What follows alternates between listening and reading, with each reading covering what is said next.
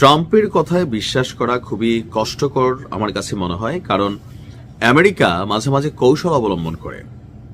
হঠাৎ করে ট্রাম্পের এত ভালো হয়ে যাওয়া, ওই যে বাংলা একটা কথা আছে না, এত ভালো ভালো না। হঠাৎ করে ট্রাম্প এরকম ভালো হয়েছে। আমরা যেটা আলোচনা করতেছিলাম, আমি গতকালকে থেকে বলছি ঘটনা কিন্তু একটা ঘটবে, ইরানকে অপ্রস্তুত অবস্থায় রাইখা গেমটা কিন্তু খেলা ফেলবে। তবে আমার মনে হয় না যে ইরান এত বোকা, তারাও তাদের মেশিনারিজ দেখছি লাড়াচাড়া করতেছে, সেটা নিয়ে অন্য ভিডিও করব। কিন্তু কেন আমি বলছি যে কোনো সময় অভিযান চালাবে ট্রাম্প, কি পাঠাচ্ছে দেখেন। ভেনেজুয়েলাতে একটু পিছনে নিয়ে যাই। এই যে সাম্প্রতিক সময় আপনার ভেনেজুয়েলাতে যখন তার প্রেসিডেন্ট মাদুরোকে ধরে আনা হয় বা তুলে আনা হয়, এর 2-1 মাস আগে থেকে সাগরে আপনার মার্কিন যুক্তরাষ্ট্রের যে নৌবাহিনীর শক্তিশালী যুদ্ধ জাহাজগুলো আছে সেগুলো পাঠানো হয়েছিল। এরপর সামুদ্রিক পথে স্ট্রাইক দেওয়া হয়েছে, তারপরে পরিস্থিতি তৈরি করা হয়েছে, নিজেদের প্রেক্ষাপট তৈরি করছে, এরপরে দেখেন অভিযান চালাইছে। যখন অভিযান চালাইছে কি করা হয়েছে, এই যে সাগরে থাকা নৌবাহিনীর যে জাহাজগুলা, এগুলা থেকে অনেক ধরনের অপারেশন করা সম্ভব হয়, এরকম টাইপের পাঠিয়েছে যেগুলা এয়ারক্রাফট ক্যারিয়ার টাইপের ছিল। এরপরে কিন্তু ঘটনা ঘটেছে। আজকে ইরান জুড়ে যখন এই ঘটনা ঘটছে, একটা অভিযান চালাবে, সেখান থেকে হঠাৎ করে ট্রাম্প সরে আসছে।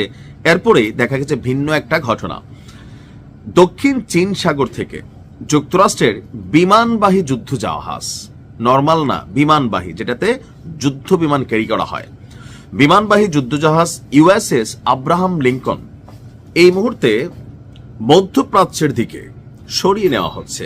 আপনি এটাকে সাধারণ ভাবলেও বিষয়টা কিন্তু অসাধারণ। আর এই নিউজ কে দিয়েছে? মার্কিন গণমাধ্যম নিউজ নেশন।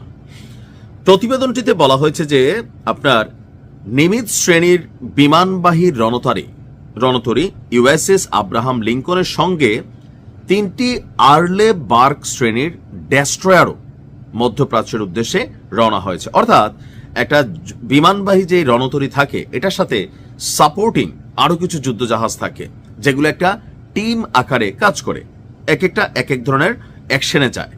অর্থাৎ টোটাল একটা সেট আপ মধ্যপ্রাচ্যের দিকে আপনার যাচ্ছে।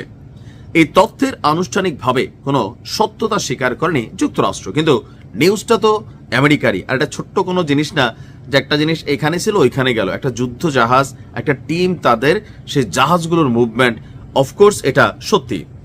স্বাভাবিক গতিতে ভারত মহাসাগর পাড়ি দিয়ে জাহাজটি যুক্তরাষ্ট্রের সেন্ট্রাল কমান্ড এলাকায় অন্তর্ভুক্ত আরব সাগরে পৌঁছাতে 1 সপ্তাহ সময় লাগবে। এ বিষয়ে যুক্তরাষ্ট্রের প্রতিরক্ষা বিভাগ বা সামরিক বাহিনীর পক্ষ থেকে কোন রকম আনুষ্ঠানিক বিবৃতি দেওয়া হয়নি। তো এই জাহাজটা এতদিন কোথায় ছিল? দক্ষিণ চীন সাগর অবস্থান করছিল আর নিয়মিত সামরিক কার্যক্রম পরিচালনা করছিল।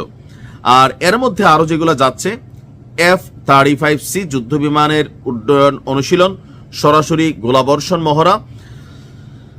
তার মানে আমি যদি মনে করি যে এটা সম্ভবত আপনার 1 সপ্তাহ পরে ইরান একটা বড় অভিযান হবে, প্ল্যান ফাইনাল। কারণ এই জাহাজটা পৌঁছাতে 1 সপ্তাহ সময় লাগবে, একটা টিম সেখানে যাচ্ছে।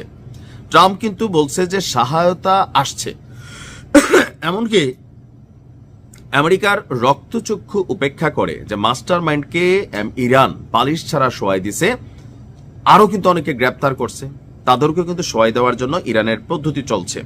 তো এই মুহূর্তে সম্ভবত ট্রাম্প ভাবতেছে যে এইভাবে সরাসরি না যাইয়া আরব সাগরটারে, ইরানের যে সাগর এরিয়া আছে সেটাকে কন্ট্রোল করি, সেখানে মেশিনারিজ গুলা যাক।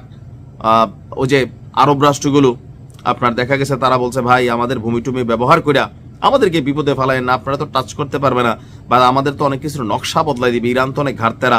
তো সবকিছুতে যে সাপও মরবে লাঠিও ভাঙবে, দরকার কি? ধৈর্য। ট্রাম্পের শরীরে না থাকলেও পলিসি বা সিস্টেম তাকে ধৈর্য ধরাচ্ছে। আমি নিশ্চিত করে বলতে পারি আগামী 1 সপ্তাহ পরে একটা বড় ধরনের ঘটনা ঘটাবে আমেরিকা। ইরানের উচিত এখন থেকেই সচেতন হওয়া, প্রস্তুতি নেওয়া। ভালো থাকুন।